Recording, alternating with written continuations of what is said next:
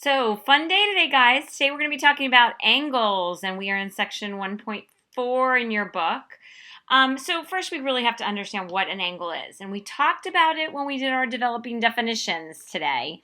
But if we wanted to define an angle, the actual definition is the union of two rays. And sorry, my handwriting for some reason isn't so good today. With the same endpoint. The union, meaning the intersection where they meet. The union of two rays, so there's a ray, and there's another ray, and they meet. And what they form is an angle. So this right here is the angle. What I like to think about is an angle, and this is kind of like my definition, is the amount of turn. The amount of turn between two rays that share a vertex.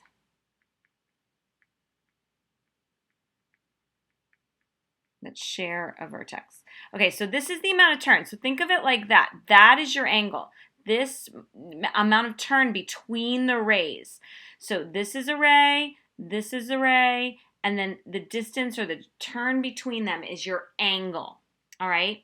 All right, we can name angles in 4 different ways, okay? 4 different ways. So the ways we're going to name this angle is that, well, first we should name the parts. So this is one of the sides, and this is the other side, and those are the rays. This point right here where they actually meet, that's called the vertex. All right, so when we name an angle, we can either name it using the letters, 3 letters or 1. So if we use 3 letters, we would call this angle, and that's the symbol for angle. Oof, yucky today. What is wrong with my computer? An angle would be, it's like a sideways V with a circle through it. Some books will draw it like this, but I try not to do that because it looks like the less than or greater than symbols. So I put like a V with a circle through it. All right, so we could call this angle MNP. Now, one thing you need to know is that vertex has to go in the middle if you use 3 letters. So you can do 3 letters. You could do it the other way and do P, N, M. Those are the exact same angles. You could also just call this angle N. And I'm hesitant on that one. I'm going to show you why in a second, okay? Or we could call this angle 3. You see that number that's inside it?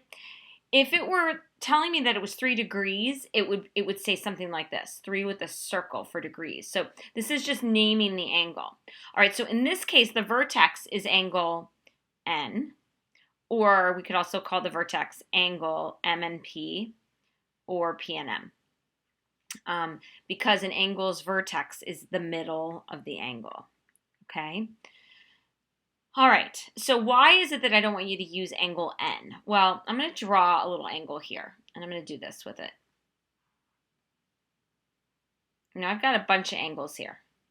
So if I call this, like, I'll put a letter there, S, and a letter here, R, and here we've got M, and here's N, and P. If I'm looking for this angle right here, I can't call that angle N because I could be talking about this angle here or this angle here because it actually represents the vertex to 3 different angles. So I tend to stay away from using one angle unless it's just one picture like this.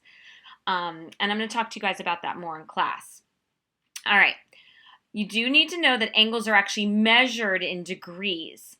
And the largest angle you can have, the largest angle, is 180 degrees. Now, you may say to me, well, Coach Fred, we can turn 360 degrees. Well, that's a turn of a circle, like how far a circle something rotates. But when we're talking about angles in this class, the largest angle is 180. So if you get like 185 degrees, you've done something wrong if we're naming angles, okay? And when we're talking about a circle, that's going to be completely different. All right. So when we talk about angles, we have to be able to look at the difference between a measure of an angle or naming the angle. All right, so I'm going to draw an angle again. So here's my angle, and I'm going to call it angle. I've got an R, the vertex is S, and this is T. And then inside that angle, I'm going to put 30 degrees. All right, if I was asking you for the measure of the angle, I would put a little lowercase m in front of the angle symbol and say measure of angle RST. That means, if I read it directly, that m just means measure of angle RST. That means I'm looking for the degree measure. So in this case, 30 degrees. If I asked you to name this angle, we would just say angle RST or angle TSR, making sure that that vertex is in the middle of those letters. All right, so I could ask you for the measure of the angle, but that M is going to be there, or I could ask you just for the angle, and then I wouldn't have the M there, okay? All right, so in this class, we're going to be talking about a few different angles. For now, there's going to be 5. So the first one is an acute angle. An acute angle is an angle whose measure is less than 90 degrees. Okay, so something like this, anything between 0 and 90 degrees. And I always say that acutes are cute angles. And when I think of the word cute, I think of like a cute little puppy. And so angles between 0 and 90 degrees. Okay, a right angle is an angle whose measure is equals 90 degrees. Now, if it's a right angle, I'm either going to tell you it's a right angle or I'm going to put a box right here next to it, like inside it. So let me do that again because that box didn't come out so good, like that. That tells me that the angle is a right angle. So you're allowed to then say it's 90 degrees. Okay. An obtuse angle is between 90 and 180 degrees, okay? And so we've got something like this, a bigger angle. I don't know what is wrong with my computer today. We're having some issues. So an obtuse angle would be a big full rotation of an angle that's a little bit bigger. So I want you guys to draw a better one than I did. I'm going to erase that because it's just bothering me. And I'm actually going to use the pictures. How about this? There we go. No, still not working. There we go. And there I've got my angle. Remember, it's the turn between the rays. All right, and a straight angle is actually, it measures 180 degrees. So that is actually a straight line, okay? So when you think about that, anytime you see straight lines, you have to think that that is a 180 degree angle or a straight angle. All right, I said 5 angles, and there's one I didn't talk about, and that's the 0 angle.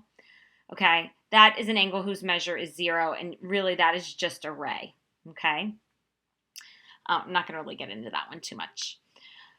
All right, so there's that word again. What does it mean if 2 figures are congruent? Okay, that means that they are the same size and the same shape. So if I say that we're looking at two congruent angles, okay, 2 congruent angles, they would be angles with the same measure. All right, so something like this. I give you an angle right here, and it's 30 degrees, and I give you another angle over here, and it's 30 degrees. So we could say that they're congruent. I also could use those symbols that we used, the hash marks that we talked about in class, something like this. I could put 2 angles together like this. They share a vertex right there. And I could say that this angle here and this angle here are equal by putting those hash marks. So I'm saying that this angle and this angle are equal to each other. So just remember, this is another place that I can use those hash marks to indicate congruent. All right, one more thing we need to go through is the angle addition postulate. And okay, so a postulate is something that you believe without proof. I don't have to prove it to you. And we're going to talk more about that in class.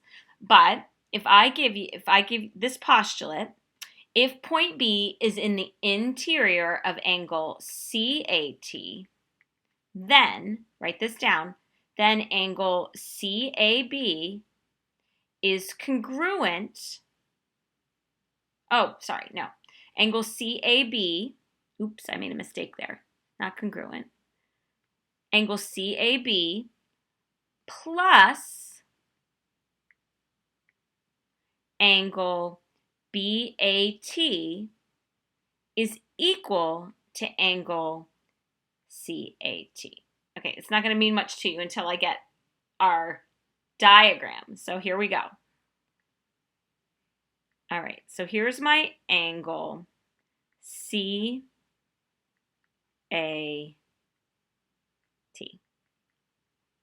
And I'm going to put a ray in the middle of it somewhere, like that. And I'm going to put a B on it. And the postulate says that if B is in the interior, which it is, it's inside the angle, then if I draw a ray through that point, then this angle CAB, this one right here, plus angle BAT, they actually equal the whole angle. It's very similar to the segment addition postulate, where we added the two segments together and they equaled the whole segment. So you're going to hear me say this a lot. The sum of the parts equals the whole. The sum of the two parts equals the whole. All right, it usually makes more sense though if I give it to you in a problem. So here's an example of a problem. I gave you guys a nice picture of all these different angles, and then I gave you some information. So it says the measure of angle 2 equals 2x plus 10, the measure of angle 3 equals 4x plus 5, and the measure of angle SVU equals 147, okay? All right, so what I always do is I mark my diagram with what I'm given. So here's angle 2 right here. So I'm going to put 2x plus 10. And angle 3 is equal to 4x plus 5. And the whole angle, and I'm going to do it way on the outside, that whole angle is equal to 147. So I can use what I know about the angle addition postulate to write an equation to find x, okay? So the angle addition postulate would say basically that the measure of angle 2 plus the measure of angle 3 would equal the measure of angle SVU. That's what the postulate would say. So now I'm going to use the algebra.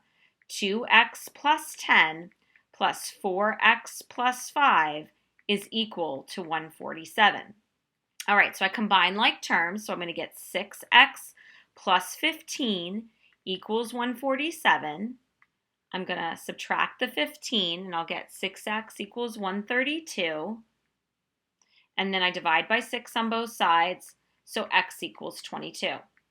All right, then it says find the measure of angle 3. So to find the measure of angle 3, I have to take the x and substitute it in to 4x plus 5. So I'm going to plug that 22 in for x and add 5. All right, so 4 times 22 is 88 plus 5 gives me an angle of 93 degrees, okay? And that's using the angle addition postulate. Now, it's really funny because some kids want to assume that angle 3 is 90 degrees, but you can't assume it's a 90-degree angle because it doesn't have the box there. So I want you to be really careful about that. And then when we used the numbers, we found it wasn't 90 degrees. All right, so we're going to stop there, and tomorrow I'm going to review this and we're going to practice in class. Have a great night. Bye.